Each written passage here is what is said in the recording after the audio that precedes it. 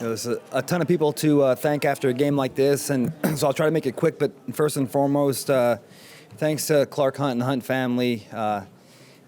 Just an amazing ownership group to work with, and Clark is the brains behind this outfit, and he's the smartest guy I know. So I'm very happy and very privileged to work with him and follow his lead on this whole operation. Obviously, Mark Donovan, Mark's not just a business colleague. He's one of my good friends, and I lean on him a lot off the field. And Mark and his staff are tremendous, and obviously our coaching staff. I mean, everyone talks about it, but it's truly deserved for how great they are.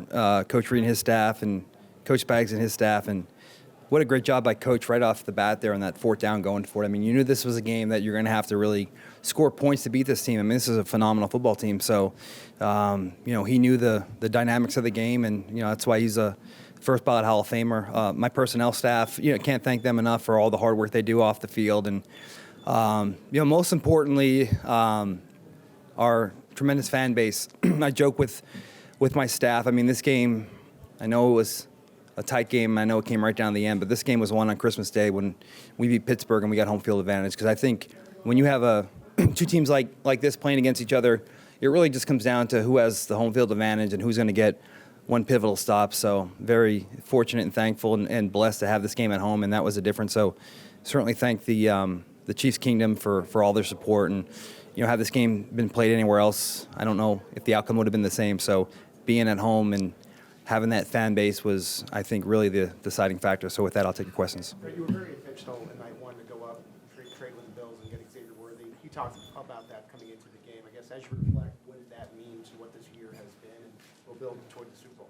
Yeah, I mean, he's a great player, and the Bills have a great staff. I mean, that's one of the best football teams in the NFL, and a lot of people make it out like, well, the Bills didn't want them, and I mean, listen, they know what they're doing. They're a really good football team, and they beat us early in the season, and that was, one of the best football teams out there. So, but look, we stick to our board, and we have a plan, and we believe in it, and we don't really second guess ourselves. And Xavier was a guy that we really loved and we were passionate about, and we were fortunate to go up there and get him. And like I said, the Bills they were on their own agenda, and they've done a great job of putting together a really good team. And so happy for Xavier. I know personally those guys, they know where they could have went, and I know he's happy to be here and excited to be here. But he's a great player. He's only going to get better.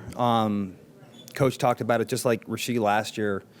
After that week 10, 11, 12, I mean, he just took off, and he's really good, and the sky's the limit for him. Ron, you've seen Patrick play so many times. What is it about these moments? Like, can you put it in perspective, just what you see out of him in these types of games, especially in third down, the biggest plays of the game? Yeah, I mean, he's it goes back to just his awareness as a player, and he knows the situations, and he knows games where our defense is going to thrive, and a certain amount of points will be enough. But I mean, listen, we all knew that. I joked with my family before the game. I said the first one of 35 wins this game, and God, when it was 29-32, I was so nervous because I was like, God, I hope I'm not right, because they had the ball there at the end. I'm like, oh my God, they're going to score 35 points there. But Pat knew the situation. Our coaching staff knew the situation. Like I said, I go back to that fourth down and one. Like, you had to steal possessions and you had to score points against these guys, because you're not going to punt the ball, and they're not going to go 3 and out a lot. We got the stops when we need it, and that's why Spags is great, and that's why he's the best at what he does. But timely stops in situational football. That's why this team is so successful, because we really thrive in those situations. With all the injuries earlier in the year, you could have pushed your chips all in on this year at the expense of future years. Do you sort of feel vindicated with the moves you did make and the moves you didn't make by getting to another Super Bowl here? Well, I don't necessarily know if we feel vindicated.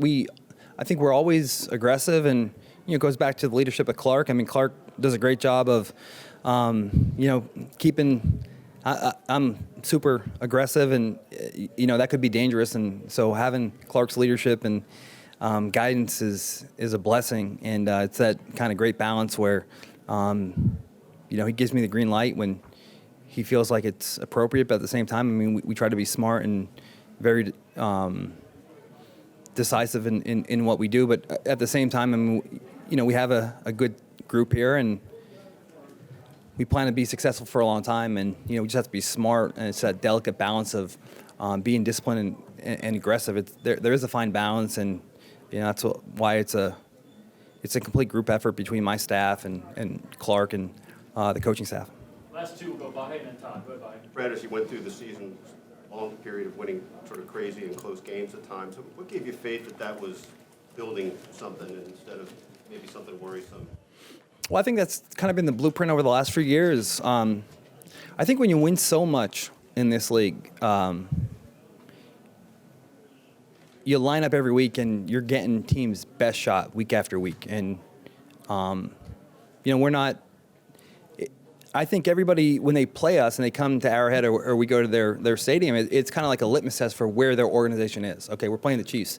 How good are we? Well, now we'll see. And, so we're getting their best every week, even when we're not at our best. And I think that kind of builds character and it builds, toughness. And, we're going to see, the best that teams have to offer week in and week out. And so when we do get to the playoffs, I mean, we're going to be mentally challenged and mentally hardened to a degree that when we get into these situations, I mean, our guys aren't going to flinch, and I think you see that time after time.